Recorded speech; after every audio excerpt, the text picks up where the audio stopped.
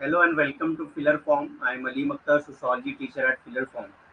सो हम लोग रीनेट की तैयारी कर रहे हैं जो कि आपका 21 अगस्त को होने वाला है। 21 अगस्त से 4 सितंबर के बीच में कभी भी आपका पेपर हो सकता है, जिसमें हम लोग पूरे महीने हम लोग कुछ टॉपिक रिवाइज करेंगे। उसके साथ साथ हम लोग पीवाईक्यूज, मॉक टेस्ट, ये सारे चीज़ें हम लोग करेंगे। तो आज हम लोग कुछ पीवाईक्यू लेके आए हैं, उसी को करेंगे। तो 2 मिनट वेट करते हैं, सारे लोग ज्वाइन कर लें, उसके बाद स्टार्ट करते हैं। तब तक आप लोग कंफर्म करिए वॉइस एंड पीपीटी क्लियर है या नहीं। Confirm that voice and PPT clear और नॉट।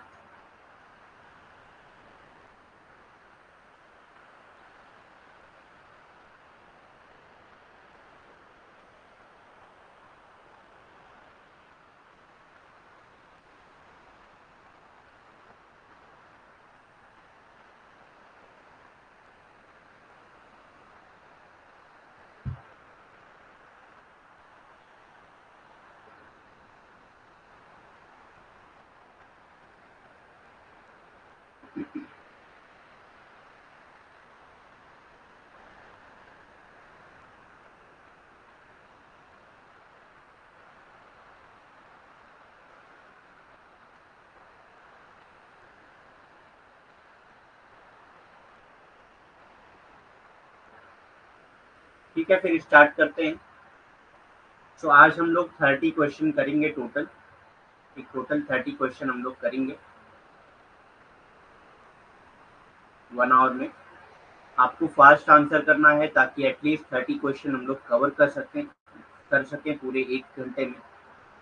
क्योंकि जितना फास्ट आंसर करेंगे आप, उतना ही ज़्यादा क्वेश्चन हम लोग कवर करते हैं। तो ये आपकी जिम्मेदारी है कि आप जो है फास्ट आंसर करें और 30 सेकंड में, और 30 क्वेश्चन हम लोग 1 घंटे में कर सकते हैं। ठीक।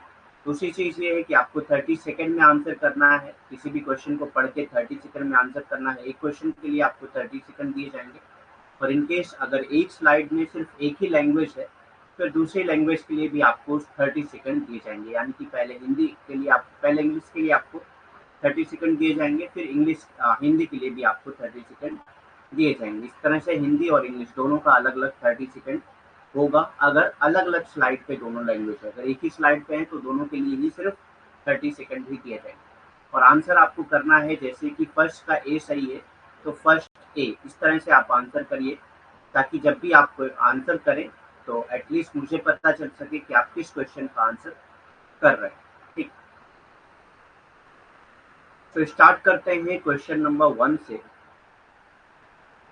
ठीक। आप लोग क्वेश्चन ध्यान से पढ़िए, उसके बाद आंसर करिए उसका। और फास्ट आंसर करना है, और जितने लोगों ने ज्वाइन किया है सबको आंसर करना है। ठीक। तो स्टार्ट करते हैं question number 1। Who said that 3 basic principle of authentic development are justice, sustainability and inclusiveness? किसने कहा था कि 3 बेसिक प्रिंसिपल होते हैं ऑथेंटिक डेवलपमेंट के? जिन जो प्रिंसिपल हैं कौन से? Justice, sustainability and inclusiveness. ठीक। Justice, sustainability and inclusiveness. किसने कहा था कि प्रमाणिक विकास के 3 बुनियादी सिद्धांत होते हैं? न्याय, स्थिरता और समावेशिता। न्याय, स्थिरता और समावेशिता। ठीक। Dudley Seers, David Korten, A Gunder Frank and Amartya Sen. ठीक। Dudley Seers, David Korten, A Gunder Frank and Amartya Sen. इसमें से किसने कहा था इस बात?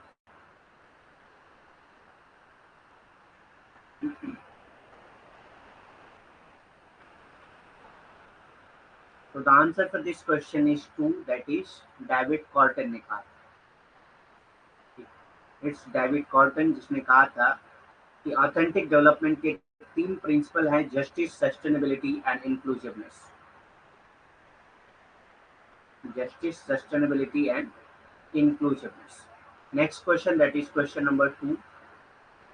Number of languages listed in the 8th schedule of Indian Constitution at version 8. यानी कि इंडियन कॉन्स्टिट्यूशन में टोटल 8th शेड्यूल में जो नंबर ऑफ लैंग्वेज लिस्ट की गई है, वो कितनी नंबर ऑफ लैंग्वेज लिस्ट की गई है, ये आपको बताना है। ठीक। वर्तमान में भारतीय संविधान की 8वीं अनुसूची में सूचीबद्ध भाषाओं की संख्या कितनी है? 20, 18, 22, 19, 20, 18, 22 और 19 क्या है? ठीक, ये आपको बताना है। 8th schedule of Indian constitution में कितनी लैंग्वेजेस मेंशन है? आंसर फास्ट, और जितने लोगों ने ज्वाइन किया है सबको आंसर करना है।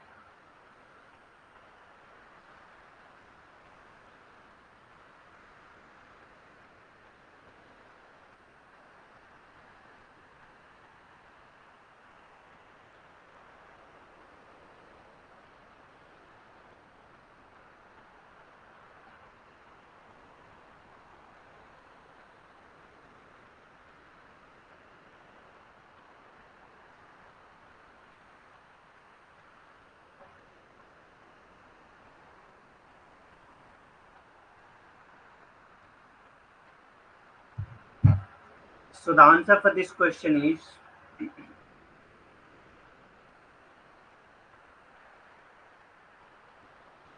3, that is 22। 22 लैंग्वेजेस मेंशन की गई हैं। ठीक, 8th schedule of Indian constitution में 22 लैंग्वेज मेंशन की गई हैं। ठीक, next question, that is question number 3।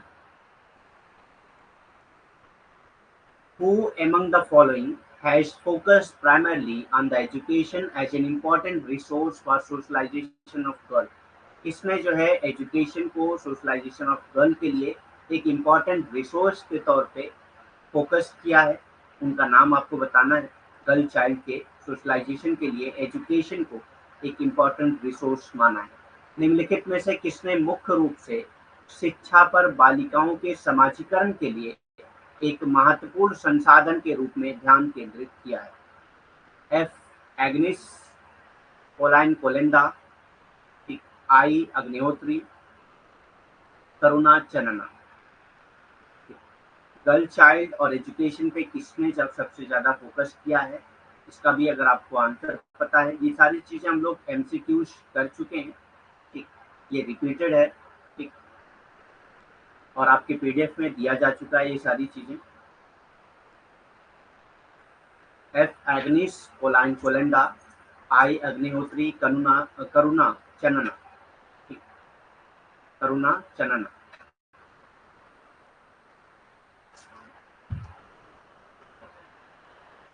तो फास्ट आंसर करिए और क्वेश्चन नंबर डाल के आंसर करिए।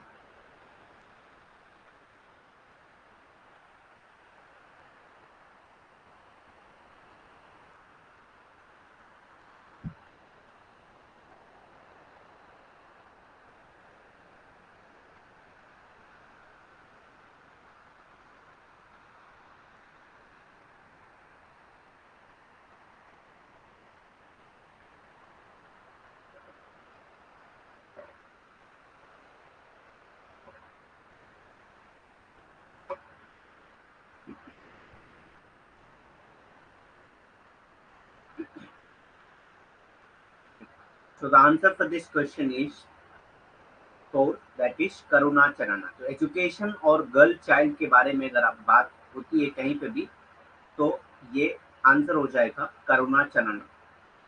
ठीक है, इसका आंसर क्या हो जाएगा? Karuna Channa. Education and girl child, girls socialisation.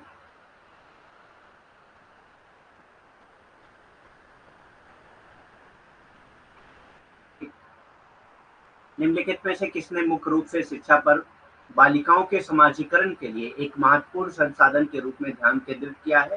So it is करुणा चन्ना। ठीक, next question, that is question number 4। विच, तो इसमें सबसे पहले इंग्लिश में आपको देखना है, फिर हिंदी के लिए भी आपको 30 सेकंड दिए जाएंगे। तो पहले इंग्लिश में देख लीजिए question. Which of the following statement are correct? इसमें से कौन सा स्टेटमेंट करेक्ट है ये आपको बताना है। Tribal economy often has a market system, reciprocity and redistribution create the integrated patterns prevalent in tribal economy. Tribal production is contractual and voluntary. A distinguishing feature of primitive life is fusion of social and economic institution. तो इसमें से कौन कौन सा सही है आपको code से सेलेक्ट करके बताना है। ठीक, कोड से सिलेक्ट करके आपको बताना है कि इसमें से कौन सा सही और कौन सा गलत है। ठीक, यानी कि जो सही है वही आपको बताना है, जो करेक्ट है वही आपको बताना है, किसमें, क्योंकि इसमें आपसे पूछ रहा है कि विच आर करेक्ट। ठीक, तो हिंदी में भी देख लीजिए एक बार। निम्नलिखित में से कौन से कथन सही है? जनजातीय अर्थव्यवस्था में अवसर बाजार प्रणाली होती है। पारस्परिकता और पुनर्वितरण जनजातीय अर्थव्यवस्था में प्रचलित एकीकृत पैटर्न बनाते हैं। जनजातीय उत्पादन संविदात्मक और स्वैच्छिक है। आदिम जीवन की एक विशिष्ट विशेषता सामाजिक और आर्थिक संसाधनों संसाधनों का संलयन होता है। ठीक, तो इसमें से दिए गए कोड में से आपको चयन करके बताना है कि कौन सा कोड सही होगा। फास्ट आंसर करिए।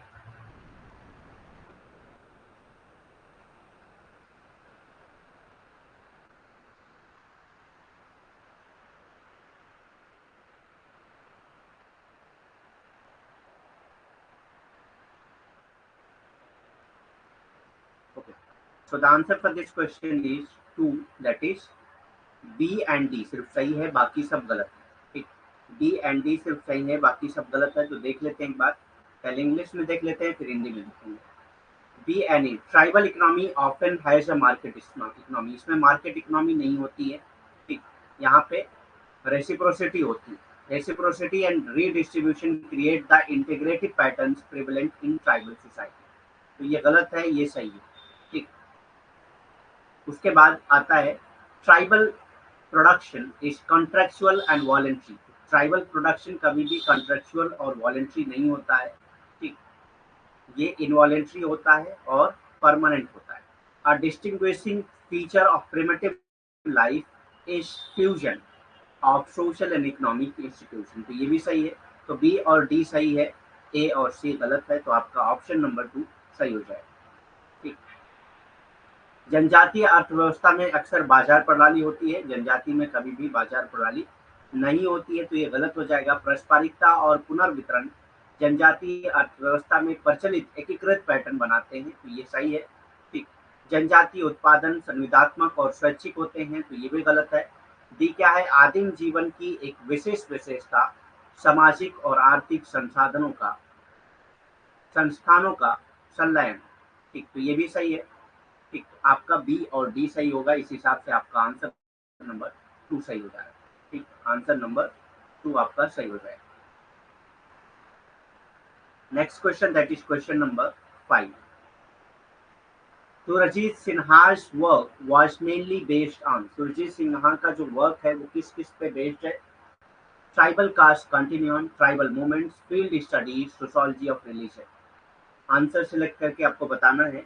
पहले आप इंग्लिश में देख लीजिए फिर हिंदी में देखते हैं। पहले आप इंग्लिश में देख लीजिए फिर हिंदी में देखते हैं। सुरजीत सिन्हा का वर्क जो है किस पे बेस्ड है? ट्राइब पे है, कास्ट पे है, ट्राइबल मूवमेंट्स पे है, फील्ड स्टडीज पे है, ये सोशोलॉजी ऑफ रिलीजन पे है। किस पे बेस्ड है यही आपको बताना है।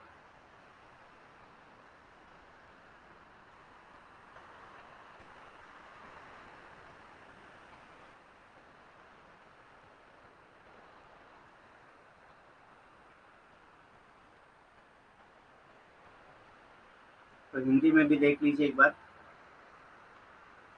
सुरजीत सिन्हा का कार्य मुख्य रूप से किस पे आधारित है? जनजाति सतत पे, जनजाति आंदोलन पे, फील्ड स्टडीज पे, धर्म का समाजशास्त्र पे। तो आपको कोड ही चयन करके बताना है कि इसमें कौन सा कोड सही हो।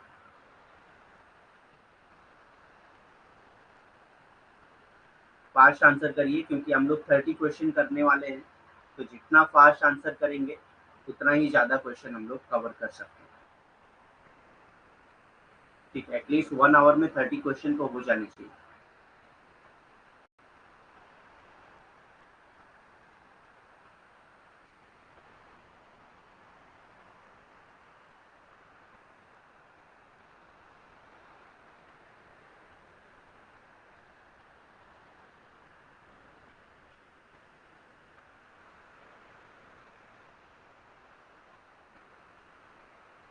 So the answer for this question is 4, that is उपरोक्त सभी। ये सभी चीजें हैं जिसपे सुरजीत सिन्हा का कार्य आधारित है।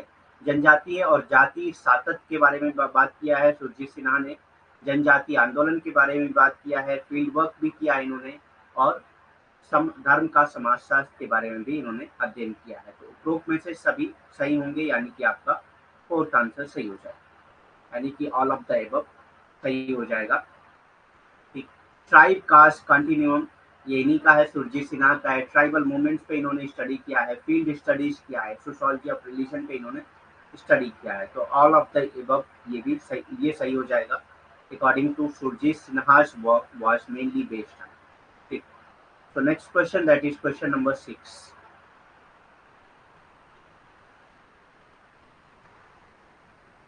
The representative which understand the society through condition of subordination, नहीं रिप्रेजेंटेशन नहीं है, पर्सपेक्टिव है। The perspective which understand the society through condition of subordination of people belonging to different caste is called, यानी कि एक ऐसा पर्सपेक्टिव जिससे हम सोसाइटी को एक सबऑर्डिनेशन पीपल के पर्सपेक्टिव में समझना चाहते हैं, तो ऐसे पर्सपेक्टिव को क्या कहा जाता है? Indological perspective, Indological perspective, civilisational perspective, subaltern perspective या कॉन्फ्लिक्ट पर्सपेक्टिव। विभिन्न जातियों के लोगों की अधीनता की स्थितियों के माध्यम से समाज को समझने वाले परिपेक्ष को क्या कहा जाता है?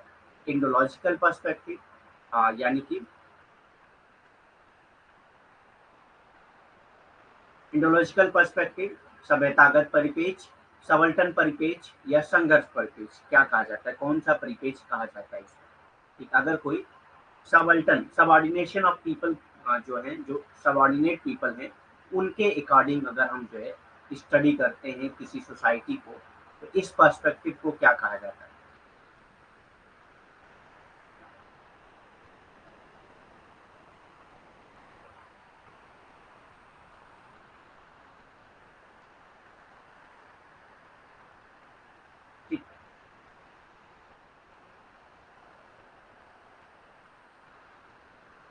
So the answer for this question is 3, that is subaltern perspective। जब आप सबऑर्डिनेट पीपल के पर्सपेक्टिव में ही सोसाइटी की स्टडी करते हैं, तो इसको सबअल्टर्न पर्सपेक्टिव कहा जाता है, जैसे बी आर अम्बेडकर ने किया था।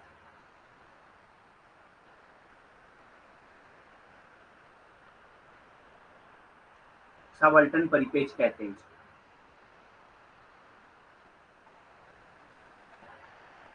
Next question, that is question number 7।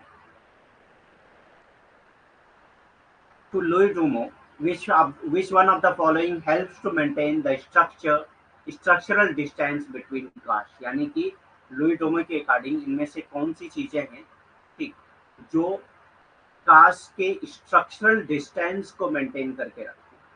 ठीक, land ownership, economic status, purity and pollution, political power. Louis Dumont के लिए निम्नलिखित में से कौन सा जातियों के बीच संरचनात्मक दूरी बनाए रखने में मदद करता है? भूमि का स्वामित्व, आर्थिक स्थिति, पवित्रता और प्रदूषण, राजनीतिक शक्ति। फास्ट आंसर करिए, लुई डोमो ने किसके बारे में बात किया है जो पूरी तरीके से मेंटेन करते हैं स्ट्रक्चरल डिस्टेंस बिटवीन कास्ट, यानी कि कास्ट के बीच में कितने डिस्टेंस होनी चाहिए, इसको कौन किस तरह से मेंटेन करके रखा जाता है, इसमें कौन सी चीजें हैं जिसके जरिए मेंटेन करके रखा जाता है? ठीक,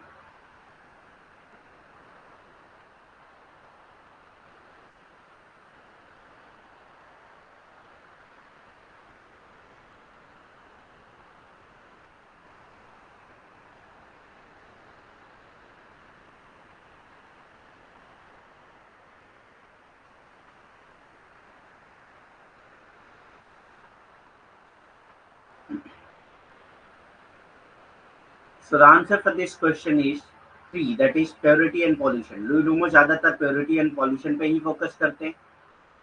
ठीक, लुई डोमो ज्यादातर प्योरिटी एंड पॉल्यूशन पे ही फोकस करते हैं, पवित्रता और प्रदूषण पे ज्यादातर ये अपना फोकस जमाते हैं, इसीलिए इसका आंसर हो जाएगा पवित्रता और प्रदूषण, purity and pollution. Next question, that is question number 8। Who of the following believe that there should be cultural autonomy of tribes? ठीक, कौन ये मानता है कि कल्चरल ऑटोनॉमी होनी चाहिए ट्राइब्स के लिए? N K Bose, DP Mukherjee, Surjit Sinha, GS पुरे। Who of the following believe that there should be cultural autonomy of tribes? N K Bose. अच्छा, ये ट्रांसलेशन नहीं हुआ है। इसमें से कौन ये मानते हैं कि सांस्कृतिक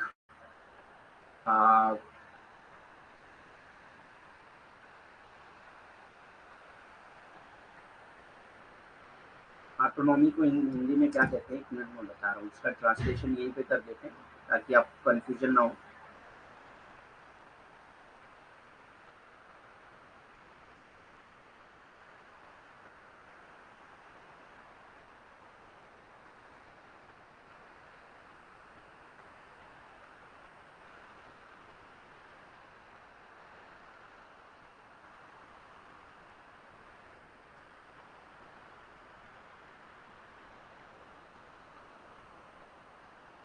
सांस्कृतिक स्वायत्तता।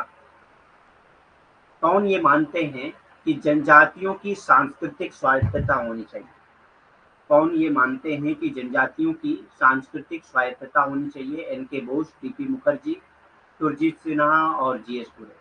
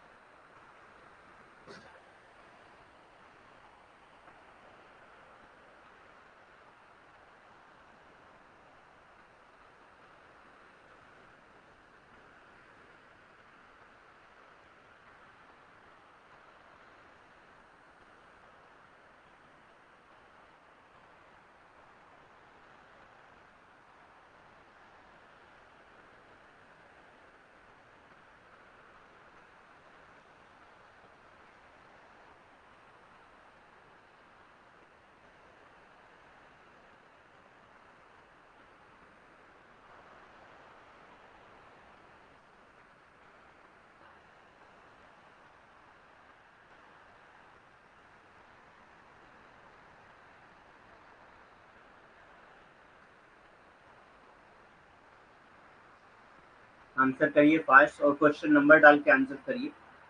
बार बार ना बोलना पड़े कि क्वेश्चन नंबर डाल के आंसर करिए, क्योंकि जब तक आप क्वेश्चन नंबर डाल के आंसर नहीं करेंगे पता नहीं चलेगा कि आप किस क्वेश्चन का आंसर कर रहे हैं। ठीक,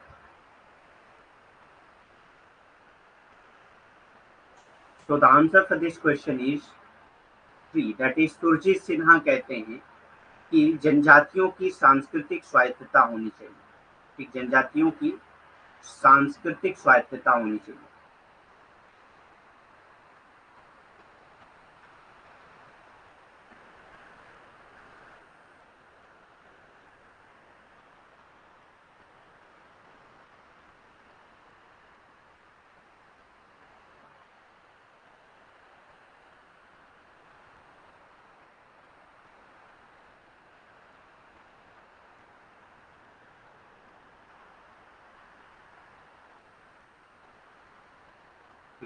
कौन ये मानते हैं कि there should be cultural autonomy of tribes? तो ये सुरजीत सिन्हा इसका आंसर है।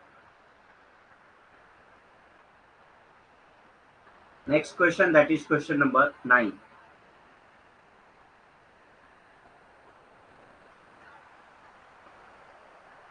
Who is the author of the book Garibi Hatao strategy options? Garibi Hatao strategy option, इस बुक के ऑथर का नाम आपको बताना है।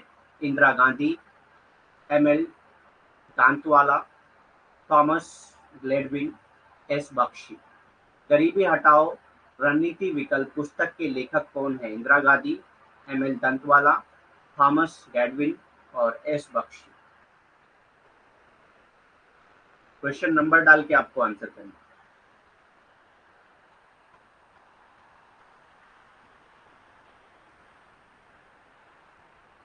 फास्ट फास्ट आंसर करिए आप लोग, क्वेश्चन नंबर डाल के फास्ट आंसर करिए।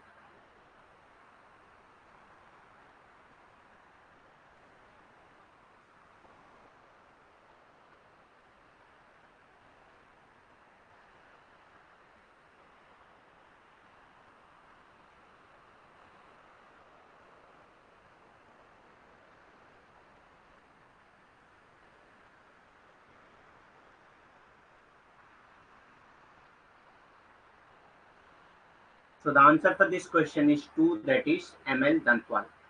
ठीक, ML दंतवाला ने ही गरीबी हटाओ स्ट्रेटजी ऑप्शन ये पुस्तक लिखी थी।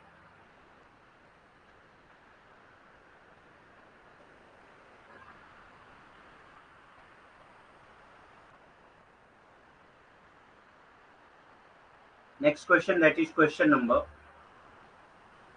10.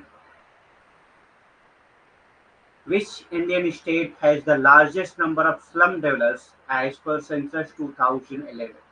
सेंसस 2011 के अकॉर्डिंग इनमें से कौन सा ऐसा स्टेट है जिसके पास सबसे ज्यादा स्लम ड्वेलर्स है? ठीक, तमिलनाडु, वेस्ट बंगाल, महाराष्ट्र, बिहार। 2011 की जनगणना के अनुसार किस भारतीय राज्य में झुग्गी निवासियों की संख्या सबसे अधिक है? किस भारतीय राज्य में झुग्गी निवासियों की संख्या सबसे अधिक है, यानी कि ऐसे लोगों की संख्या सबसे अधिक है जो झुग्गी झोपड़ियों में रहते हैं? तो तमिलनाडु, वेस्ट बंगाल, महाराष्ट्र, बिहार।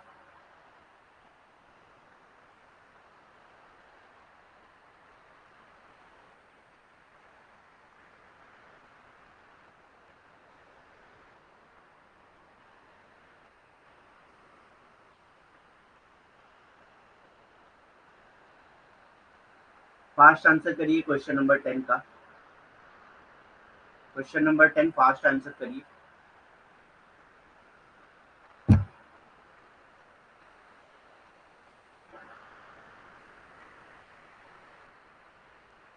क्वेश्चन नंबर डाल के आंसर करिए। बार बार वही चीज आपको बोलनी पड़ रही है कि क्वेश्चन नंबर डाल के आप लोग आंसर करिए। जब तक आप क्वेश्चन नंबर नहीं डालेंगे आप किस क्वेश्चन का आंसर दे रहे हैं ये पता नहीं चलेगा। ठीक,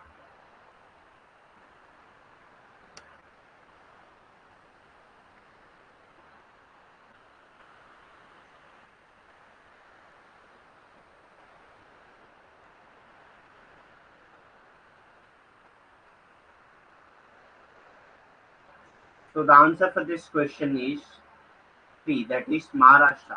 सबसे ज्यादा नंबर ऑफ स्लम ड्वेलर्स कहाँ पे रहते हैं? महाराष्ट्र में। ठीक, सबसे ज्यादा झुग्गी झोपड़ियों में लोग कहाँ पे रहते हैं? महाराष्ट्र में। महाराष्ट्र में सबसे ज्यादा लोग झुग्गी झोपड़ियों में रहते हैं। ठीक, जिसको वहां पे खोली बोला जाता है। ठीक, next question, that is question number 11. Who talked about positive and preventive checks of population? किसने कहा है कि हमेशा पॉजिटिव और प्रिवेंटिव चेक्स ऑफ पॉपुलेशन होता रहता है? ये पॉपुलेशन थ्योरी किसने दिया था? Kingsley Davis, David Glass, Robert Malthus और फ्रैंक नॉस्टिन। जनसंख्या की सकारात्मक और निवारक जांच की बात किसने की है? किसने कहा है कि जनसंख्या की हमेशा सकारात्मक और निवारक जांच होती रहती है? इस जनसंख्या के बारे में इस तरह का अध्ययन किसका था ये आपको बताना है। K Davis, Davis Glass, Robert Malthus, Frank Notestein.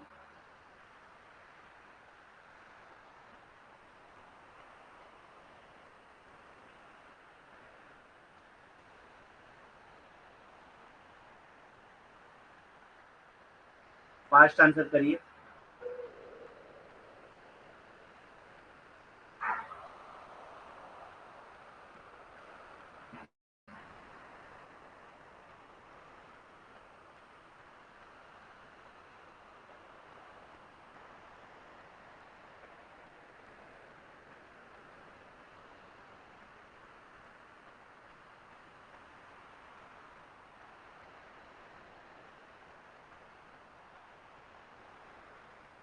Fast answer करिए। क्वेश्चन नंबर 11 का फास्ट आंसर करना है आपको।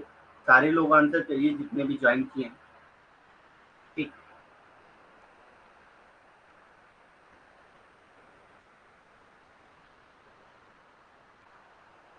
सो the answer for this question is 3, that is Robert माल्थus ने कहा था कि पॉजिटिव और प्रिवेंटिव चेक्स होते रहते हैं पॉपुलेशन की। ठीक, पॉजिटिव एंड प्रिवेंटिव चेक्स होते रहते हैं, सकारात्मक और निवारक जांच होती रहती है जनसंख्या की, ये कहा था रॉबर्ट माल्थus ने।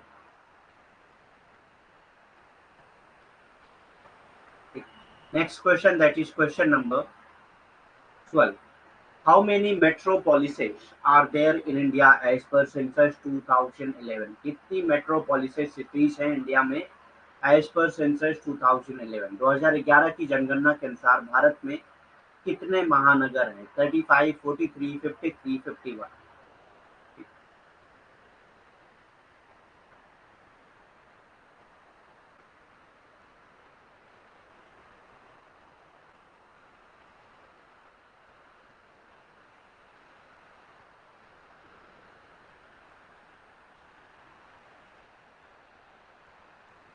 क्वेश्चन नंबर 12 का आंसर करना है।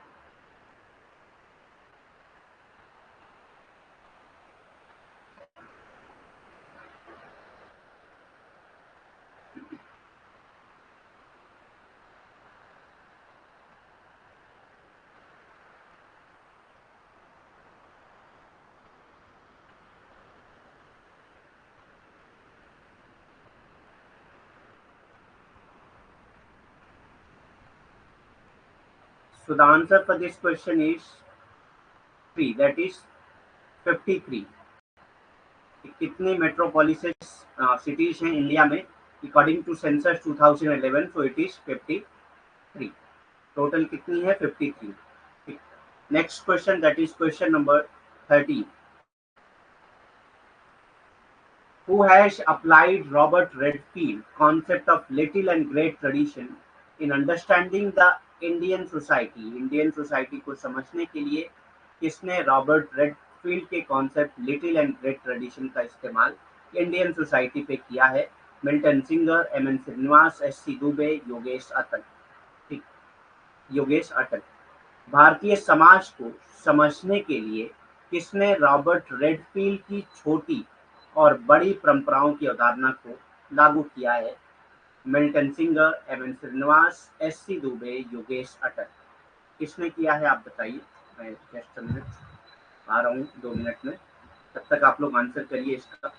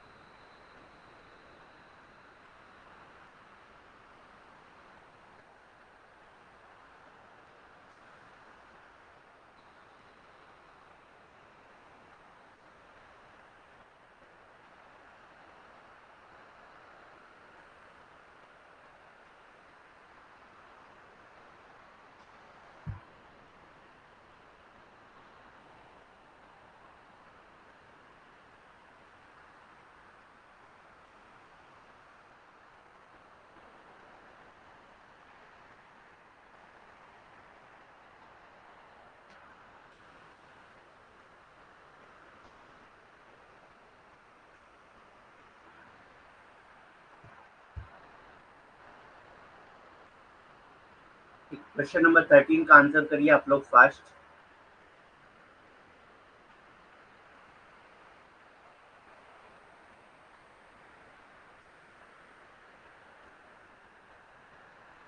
So the answer for the question number 13 is Milton singer. ठीक, 1 होगा इसका answer, Milton singer. Milton singer ने ही रॉबर्ट रेडफील्ड के concept little and great tradition का इस्तेमाल किया है इंडियन सोसाइटी को समझने के लिए, टू अंडरस्टैंड इंडियन सोसाइटी. ठीक, भारतीय समाज को समझने के लिए रॉबर्ट रेडफील्ड का छोटी और बड़ी परंपराओं की अवधारणा मिल्टन सिंगर ने इस्तेमाल किया है भारतीय समाज को समझने के लिए. Next question, that is question number 14. Who has said that secularism is a sub-process of modernization of Indian society? किसने कहा है कि सेकुलरिज्म एक सब प्रोसेस है मॉडर्नाइजेशन ऑफ इंडियन सोसाइटी का? A R Desai, Yogendra Singh, T K. Oommen, M N. Srinivas. किसने कहा है कि धर्मनिरपेक्षता भारतीय समाज के आधुनिकीकरण की एक उप प्रक्रिया है? ए R Desai, Yogendra Singh, T K. Women और एम.एन. श्रीनिवास. किसने कहा है? आपको आंसर करना है फास्ट. ठीक,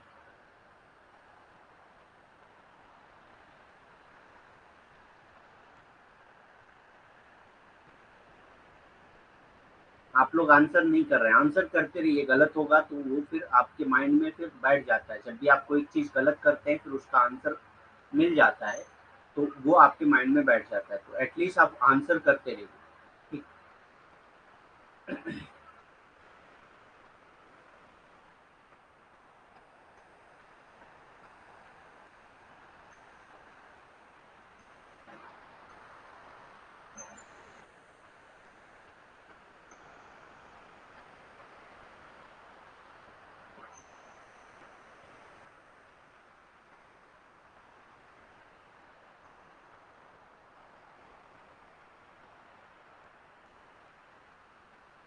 So the answer for this question is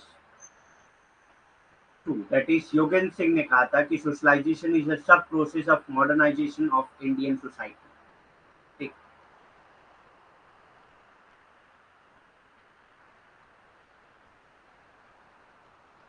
Yogendra Singh ने कहा है कि धर्मनिरपेक्षता भारतीय समाज की आधुनिकरण की ओर एक उप प्रक्रिया है, ठीक। Next question, that is question number 15. Who among the following, while dealing with globalization, gives importance to network society?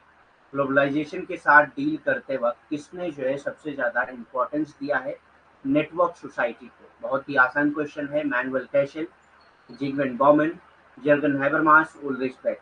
निम्नलिखित में से कौन से ऐसे कौन है जो वैश्वीकरण से निपटने के दौरान नेटवर्क यानी कि वैश्वीकरण के बारे में बात करते वक्त उन्होंने नेटवर्क सोसाइटी को सबसे ज्यादा महत्व दिया है? Manuel Castells, Zygmunt Bauman, Jürgen Habermas, Ulrich Beck. किसने किया है ये आपको आंसर करना है, ठीक। तो आंसर फर्स्ट,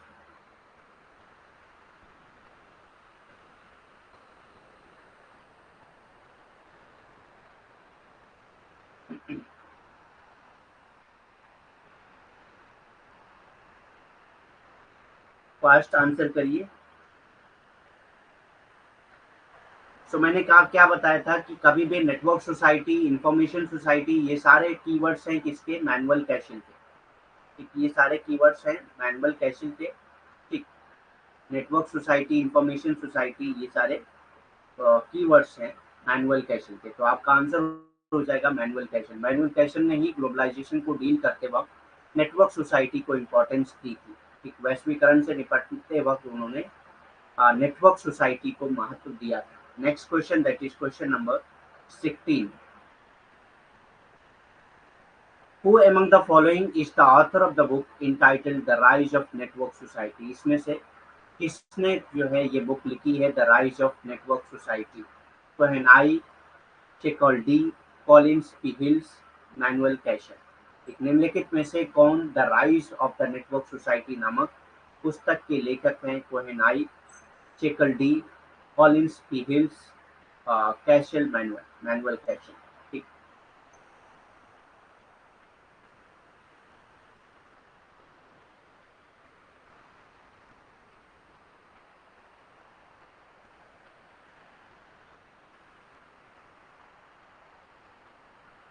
फास्ट आंसर करिए, जितने लोगों ने ज्वाइन किया है सब लोग आंसर करेंगे।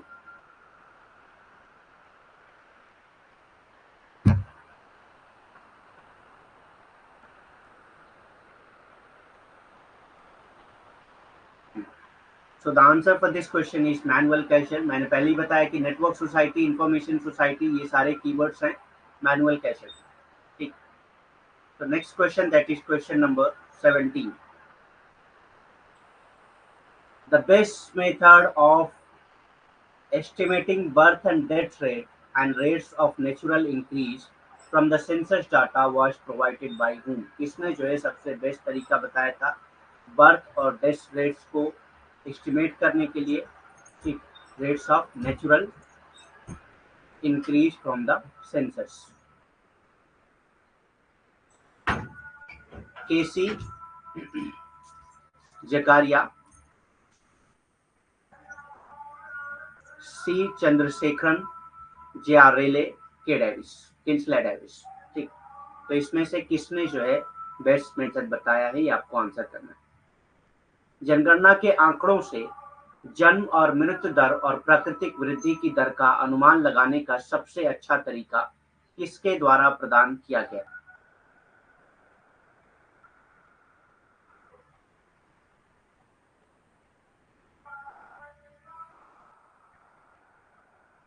फास्ट आंसर करिए। क्वेश्चन नंबर 17 का फास्ट आंसर करिए।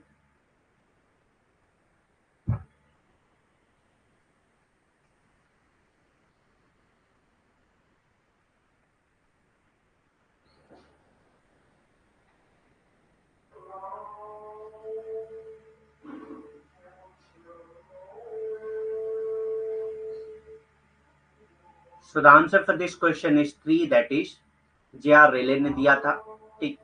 So J.R. Rayleigh is the person who gave the best method of estimating birth and death rates and rates of natural increase from the census data was provided by J.R.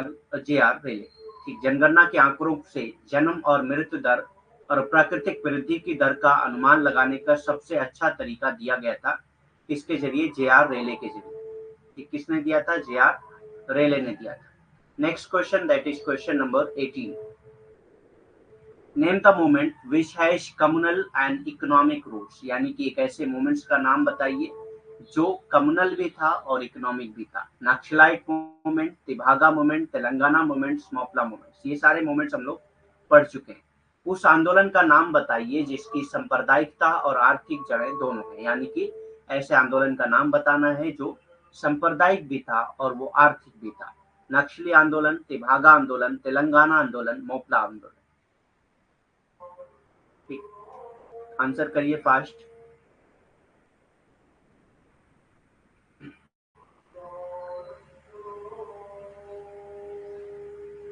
Question number 18 answer करिए fast.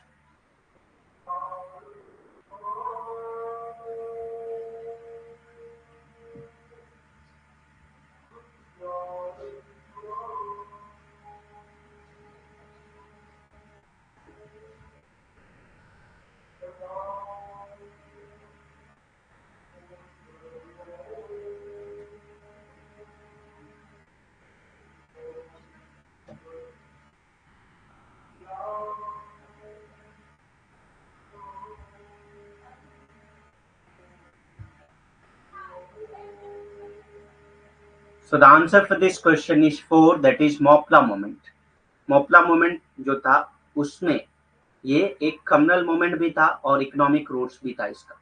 ठीक, communal movements कैसे था? ये Hindu landlords के खिलाफ था और मुस्लिम का ये आंदोलन था। हिंदू लैंडलॉर्ड्स के खिलाफ था और मुस्लिम्स का आंदोलन था।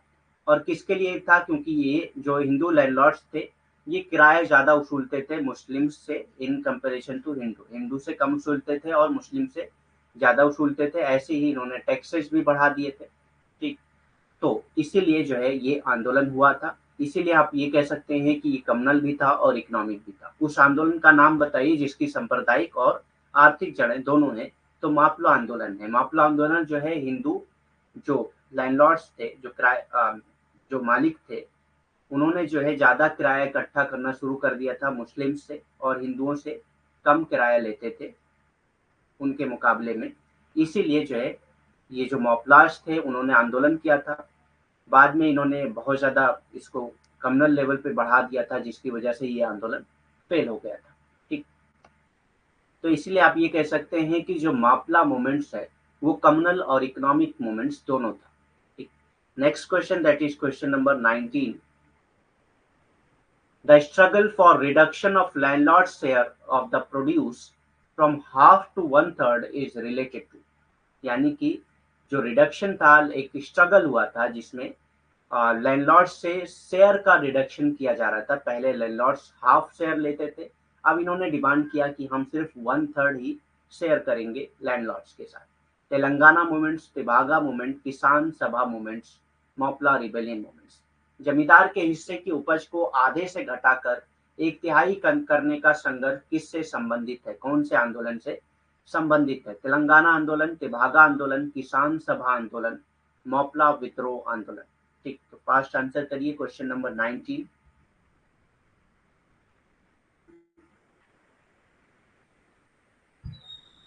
क्वेश्चन नंबर 19 फास्ट आंसर करिए।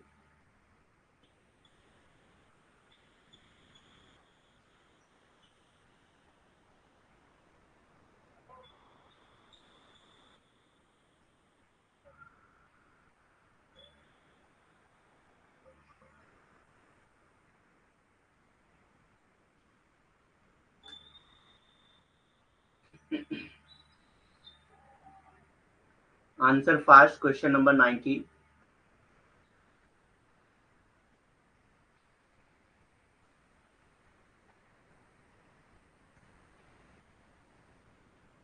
So the answer for this question is 2, that is Tebhaga movement. ठीक, तिभागा मतलब ये होता है 3 भाग. तो 1/3 किया गया था इसमें. ठीक, तिभागा आंदोलन. तिभागा होगा, तिभागा नहीं तिभागा होगा. ठीक. So next question, that is question number 20. Who among the following introduced the term post industrial society? Post industrial society का टर्म किसने इंट्रोड्यूस किया था? जे बर्नम, जे के गैल्ब्रेथ, डैनियल बेल, रॉल्फ टेरेंडॉफ. निम्नलिखित में से किसने पोस्ट इंडस्ट्रियल सोसाइटी यानी कि उत्तर औद्योगिक सोसाइटी, उत्तर औद्योगिक समाज शब्द की शुरुआत की थी? उत्तर औद्योगिक समाज शब्द की शुरुआत किसने की थी इसमें से? ठीक, जे बर्नहम, जे के गालब्रेथ, डैनियल बेल और डेरेंडॉफ.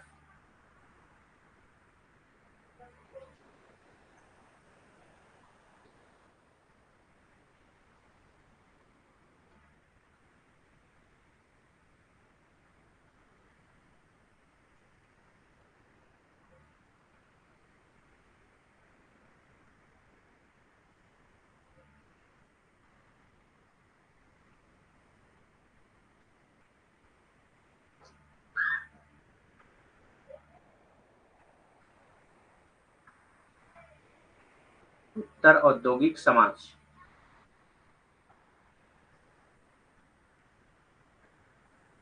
ठीक, पोस्ट इंडस्ट्रियल सोसाइटी से किससे कौन जुड़े हैं यहाँ पे? Daniel Bell. ठीक, इनकी बुक भी है the coming of post industrial society. The coming of post industrial society.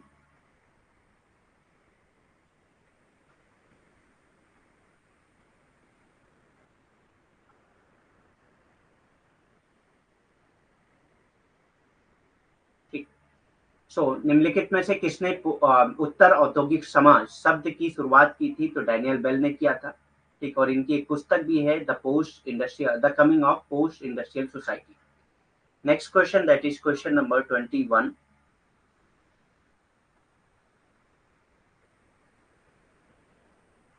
Which of the following are views of Gandhian development? इसमें से कौन सा व्यू जो है गांधीयन डेवलपमेंट का व्यू है? Self development over material prosperity, development of free markets, centralised planning, development of villages and cottage industries.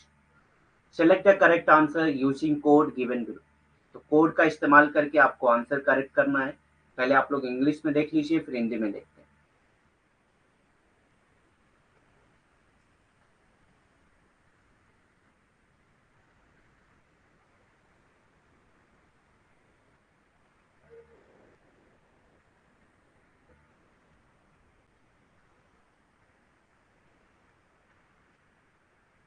ठीक है, हिंदी में भी देख लीजिए. निम्नलिखित में से कौन गांधीवादी विकास के विचार हैं? भौतिक समृद्धि पर आत्मविश्वास, मुक्त बाजारों का विकास, केंद्रीय योजना, आत्म विकास, मुक्त बाजारों का विकास, केंद्रीय योजना, गांव और कुटीर उद्योगों का विकास. नीचे दिए गए कोड का प्रयोग करके सही उत्तर चुनना है. ठीक, तो कौन कौन सा सही होगा ये कोड से आपको आंसर करना है. ठीक, तो फास्ट आंसर करिए. जितने लोगों ने ज्वाइन किया है सबको आंसर करना है. क्वेश्चन नंबर 21 का आंसर करिए. Answer question number 21.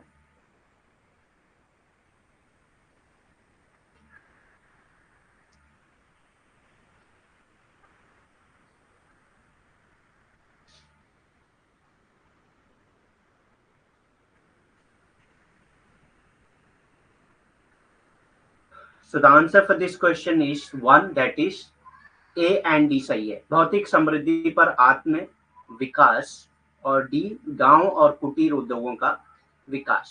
ये जो है गांधीवादी विकास के विचार हैं.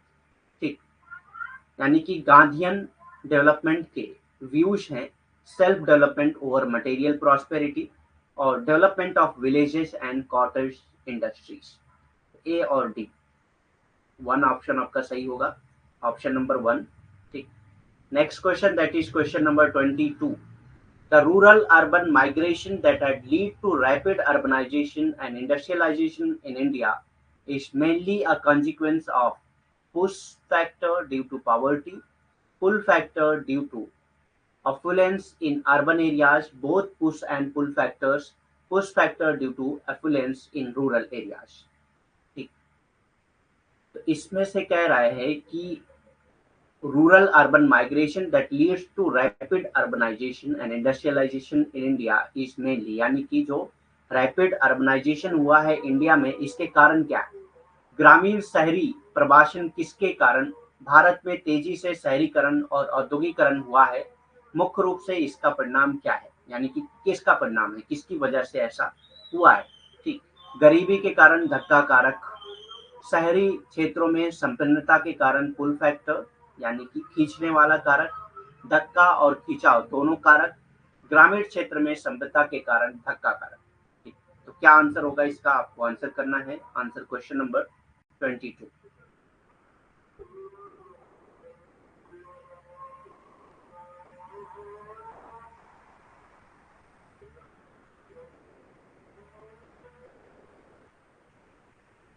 क्वेश्चन नंबर 22 के आंसर करिए।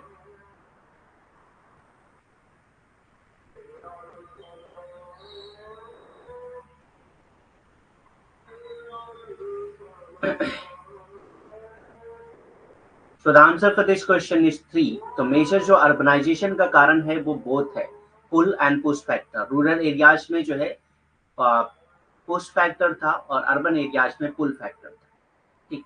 तो आंसर 3 आपका सही हो जाएगा। धक्का और खिंचाव दोनों कारक की वजह से, क्योंकि जो ग्रामीण क्षेत्र थे उसमें धक्का कारक थे और जो शहरी क्षेत्र थे उसमें खिंचाव कारक थे। ठीक। तो आंसर 22 का आंसर होगा आपका answer number 3। Next question that is question number 23। When migration to urban areas exceed the rate of industrialization in the city, it is a state of। जब इतना ज्यादा अर्बन एरियाज में माइग्रेशन होने लगे कि ये जो है जो इंडस्ट्रियलाइजेशन का रेट है उस सिटी का उससे ज्यादा बढ़ जाए, तो इसको कौन सा स्टेट कहा जाता है? Urbanism, over urbanisation, cultural lag, industrialism. जब शहरी क्षेत्र में परिवार शहर में औद्योगिकरण की दर से अधिक हो जाता है तो इसे कौन सा स्टेज, कौन सा समय कहते हैं? कौन सा समय कहते हैं? शहरीकरण, ओवर शहरीकरण यानी कि बहुत ज्यादा शहरीकरण, सांस्कृतिक अंतराल और उद्योगवाद। ठीक। Answer question number 23।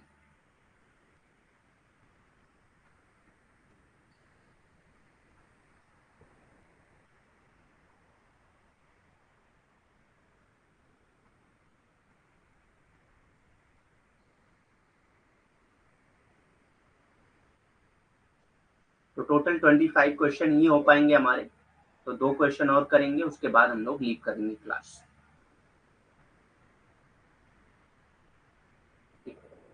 So the answer for this question is 2, that is over urbanization। जब भी जो है माइग्रेशन इतना ज्यादा हो जाए कि जो इंडस्ट्रियलाइजेशन का जो रेट है उससे बढ़ जाए तो इसको ओवर अर्बनाइजेशन कहा जाता है। जब शहरी क्षेत्र में प्रवास शहर में औद्योगिकरण की जो दर है उससे अधिक हो जाए तो उसको ओवर शहरीकरण कहा जाता है। क्या कहा जाता है? ओवर शहरीकरण कहा जाता है। ठीक। Next question that is question number 24। In his famous book entitled The Theory of Leisure Class, Thurston Veblen has classified leisure class into। Thorstein Veblen ने लेजर क्लास को कितने पार्ट्स में बांटा था? ठीक। अपनी एक फेमस बुक थी the theory of leisure class में। The slave and the free man, the bourgeoisie and the proletariat, the savage, the barbarian and the civilised, the right and the poor folk. अपनी प्रसिद्ध पुस्तक the theory of leisure class में Thorstein Veblen ने leisure class को वर्गीकृत किया है कितने भागों में? गुलाम और आजाद आदमी, बर्जुआ और सर्वहारा वर्ग, जंगली, बर्बर और सभ्य। ठीक। सही और गरीब लोग। कितने पार्ट्स में बांटा था और कौन कौन से पार्ट में? ठीक। इसका आंसर करना है आपको। तो answer question number 24।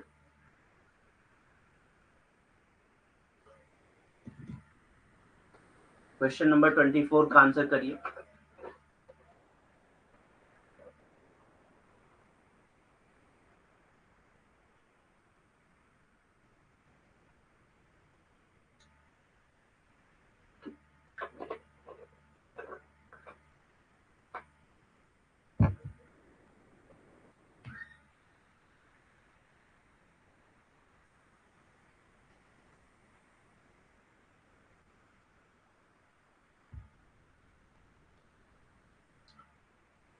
So the answer for this question, that is 24, question number 24 is 3. That is the savage, the barbarian and the civilized. In 3 parts में बांटा था उन्होंने लेजर क्लास को। ठीक, लेजर क्लास को 3 पार्ट्स में, सैवेजेस, बारबेरियंस एंड सिविलाइज्ड। ठीक, जंगली, बर्बर और सभ्य में इन्होंने लेजर क्लास को बांटा था, थर्स्टिन वेबलन ने। ठीक, इनका और एक कॉन्सेप्ट है बहुत ही फेमस जो हर एग्जाम में पूछा जाता है, कॉन्स्पिशियस कंजप्शन, कॉन्स्पिक्यूअस कंजप्शन। ठीक, कॉन्स्पिक्यूअस कंजप्शन।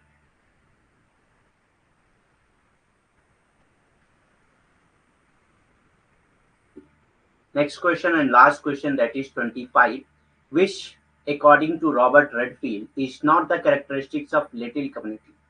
रॉबर्ट रेडफील्ड ने लिटिल एंड ग्रेट कम्युनिटी के कैरेक्टरिस्टिक्स बताए हैं, तो इसमें से कौन सी ऐसी कैरेक्टरिस्टिक्स है जो लिटिल कम्युनिटी की नहीं है? Distinctiveness, homogeneity, location, self sufficiency. Robert Redfield के अनुसार कौन सा लिटिल कम्युनिटी की विशेषता नहीं है, यानी कि छोटे समुदाय का की विशेषता नहीं है? विशिष्टता, समरूपता, स्थान और आत्मनिर्भरता। ठीक, तो ये लास्ट क्वेश्चन है, इसका आंसर करिए, उसके बाद क्लास लीव करते हैं। ठीक, और अभी कोई क्वेश्चन है आपके तो कर सकते हैं, any question you can ask. 2 minute आपको दिए जाएंगे, जो भी क्वेश्चन है आपके कर सकते हैं। Any question related to course, related to exam.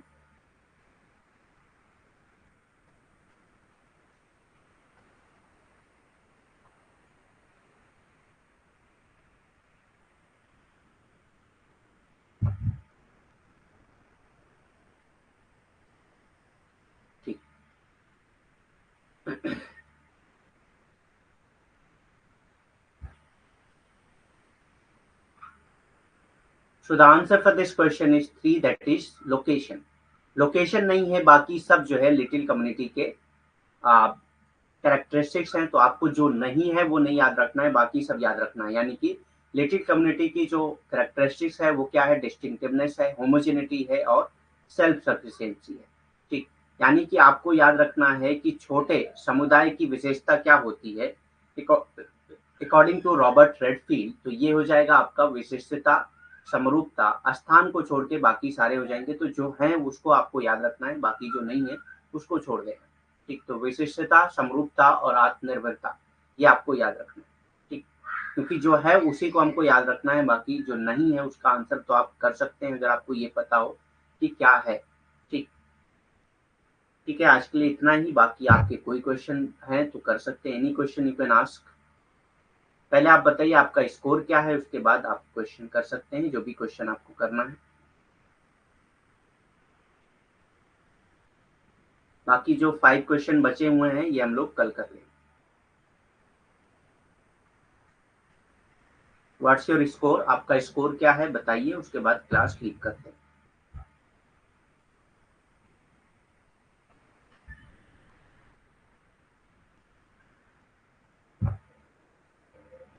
Fast बताने, आपका स्कोर क्या है फास्ट बताइए, उसके बाद क्लास लीव करते हैं।